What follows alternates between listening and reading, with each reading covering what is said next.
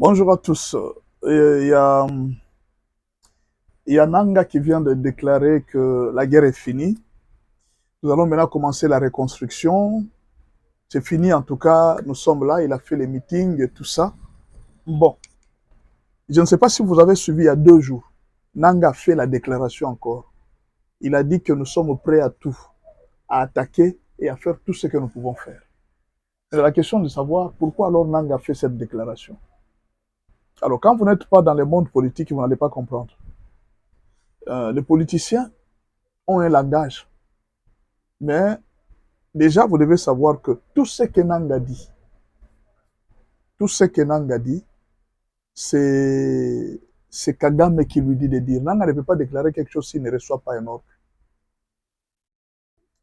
Par exemple, pour distraire, hein, pour distraire Kinshasa, pour dire que nous voulons distraire Kinshasa, que Kinshasa ne sache pas d'où viennent les bombes. Vous avez vu ce que Nanga a déclaré? Qu'est-ce que Nanga a dit? Il a dit que non, nous avons déjà détruit l'aéroport de Kisangani. Déjà, le commandement, c'est fini. Vous savez qu'il a menti. Nous avons demandé à tous nos frères qui sont à l'aéroport de Kisangani. Non. Au fait, pourquoi Nanga avait dit ça? C'est parce que Kagame lui a dit de le dire pour distraire Kinshasa, afin qu'on ne sache pas que les bombes viennent de l'Afrique centrale et que ce n'était pas Nanga qui les envoyait. Ce sont des bombes à longue portée. Nanga est à 700 km de Kisangani.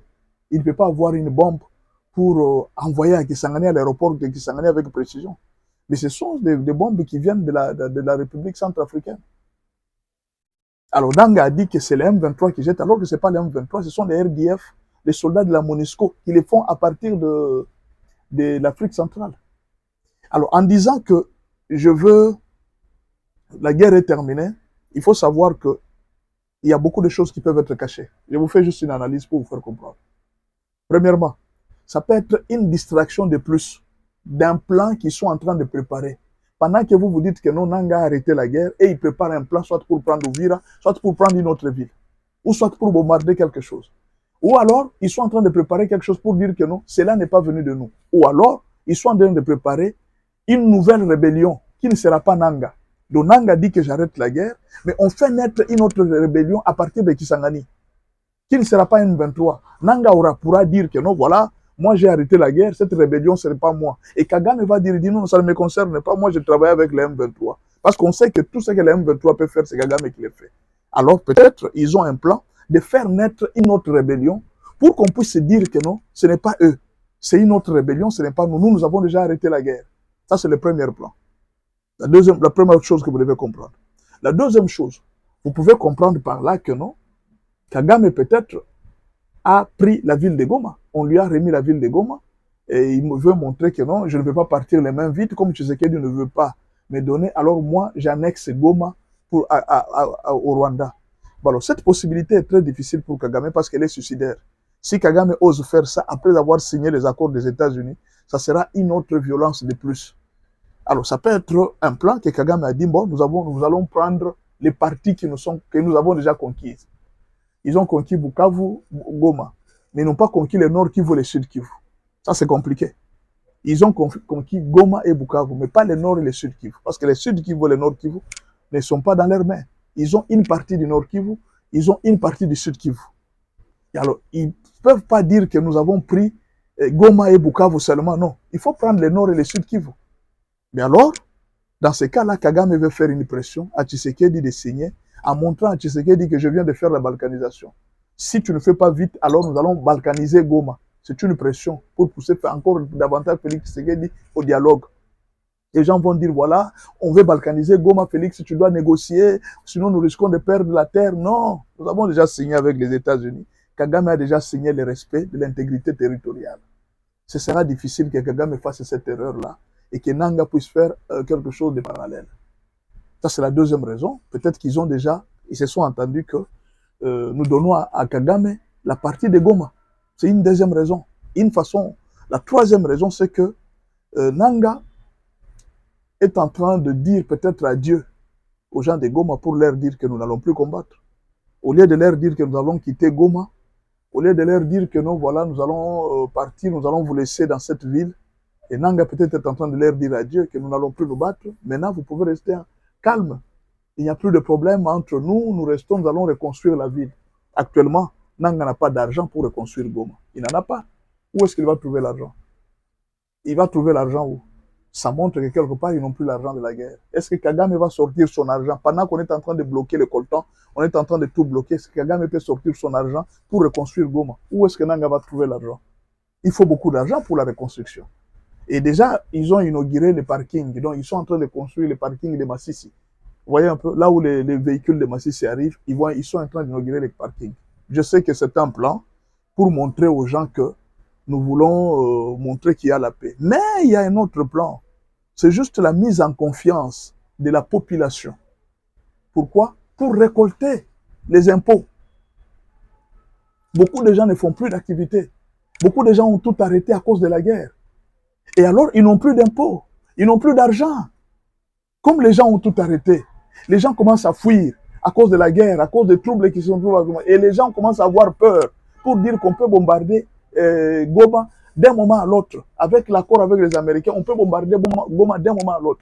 Et beaucoup de gens commencent à abandonner les activités. À faire, non, moi, je ne veux plus le transport. Je quitte ici, je m'en vais. Je quitte ici, je m'en vais. Mais il faut rassurer la population pour qu'ils récoltent encore plus d'impôts.